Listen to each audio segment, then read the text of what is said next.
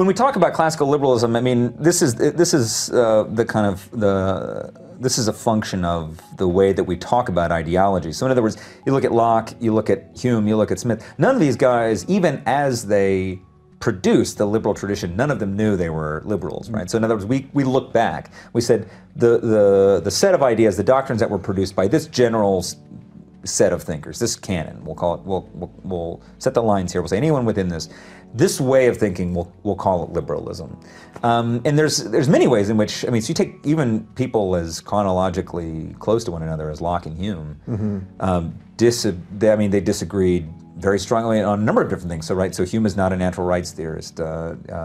Hume is extremely shy on the right of resistance and all this kind of stuff. And yet, I think we would say that both of them contributed to something that, looking back, we call the liberal project. So liberalism, I think, tends to be much broader, much bigger than libertarianism. I mean, I would say that today, both major political parties. Well, 10 years ago, I would say both major political parties in America would fit within the tradition of liberalism, broadly understood. So, I mean, very few people are running around today saying we ought to suspend, rights of due process. We ought to suspend free speech or something like that. Very few people are offering what I would consider to be real alternatives to liberalism, whatever whatever those alternatives might be.